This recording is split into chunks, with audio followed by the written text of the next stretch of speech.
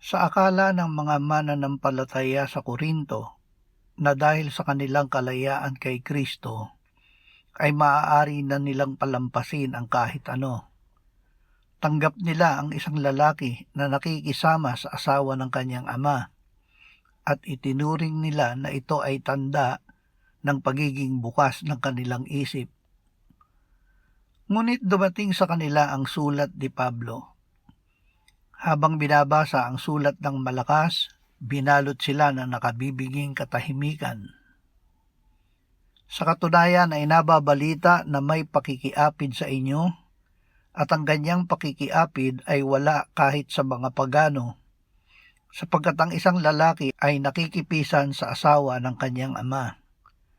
At kayo ay nagmamalaki pa. Hindi ba dapat kayong malumbay upang maalis sa gitna ninyo ang gumagawa nito?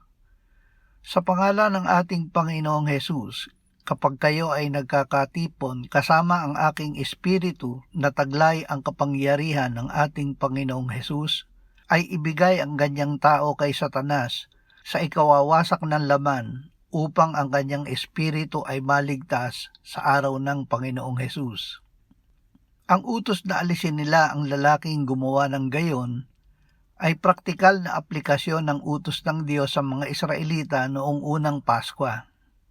Ipinasabi ng Diyos kay Moises, 7 araw nakakain kayo ng tinapay na walang pampaalsa.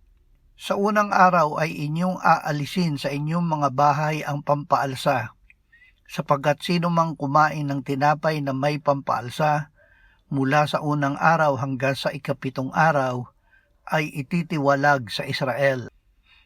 Iniutos ito ng Diyos dahil pagdating ng Pasko, kikitlin nila ang kordero, ipapahid ang dugo nito sa hamba ng kanilang pintuan ng kanilang mga bahay, at kakainin nila ang inihaw na kordero, ang tinapay na walang pampaalsa, kasama ang mapapait na gulay, upang hindi sila madamay sa pagpuksa ng Diyos sa mga Ehipsyo.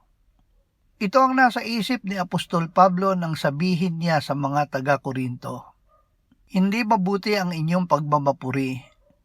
Hindi ba ninyo nalalaman na ang kaunting pampaalsa ay nagpapaalsa sa buong masa? Alisin ninyo ang lumang pampaalsa upang kayo'y maging bagong masa kung paanong kayo ngay walang pampaalsa. Sapagkat si Kristo, ang kordero ng ating Pasko, ay naialay na. Kaya nga ipagdiwang natin ang pista, hindi ng mga lumang pampaalsa o sa pampaalsa man ng masamang hangad at kasamaan, kundi sa tinapay na walang pampaalsa ng katapatan at katotohanan." Hindi ipinahiwalay ni Pablo ang lalaking nagkasala upang siya ay mapuksa.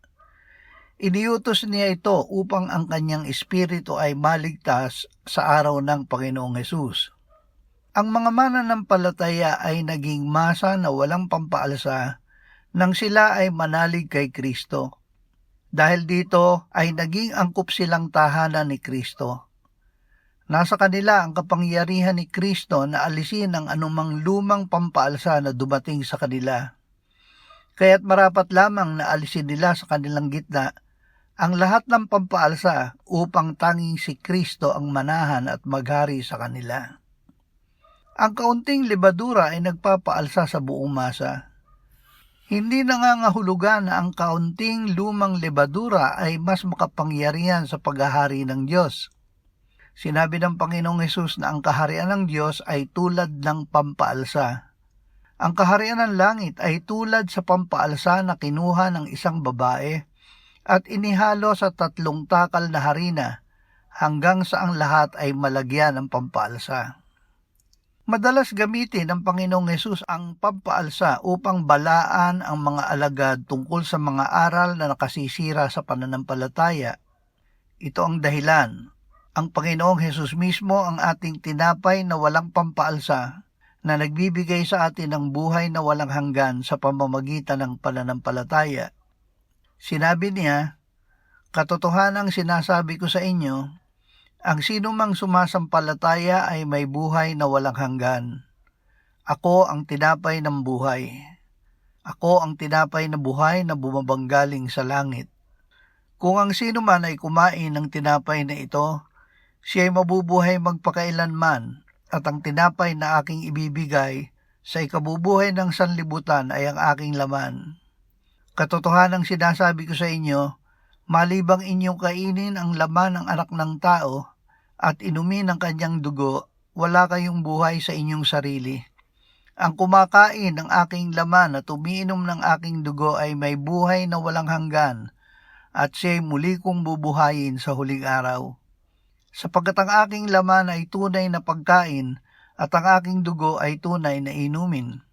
Ang kumakain ng aking laman at umiinom ng aking dugo ay nananatili sa akin at ako'y sa kanya. Kung paanong ang buhay na Ama ay nagsugo sa akin at ako'y nabubuhay dahil sa Ama, gayon din ang kumakain sa akin ay mabubuhay dahil sa akin. Ito ang tinapay na bumabang galing sa langit. Ang kumakain ng tinapay na ito ay mabubuhay magpakailanman. Ang lahat ng tumanggap sa Kanya na sumasampalataya sa Kanyang pangalan ay Kanyang pinagkalooban ng karapatan na maging mga anak ng Diyos, na ipinanganak hindi sa dugo o sa kalooban ng laman o sa kalooban ng tao, kundi ng Diyos.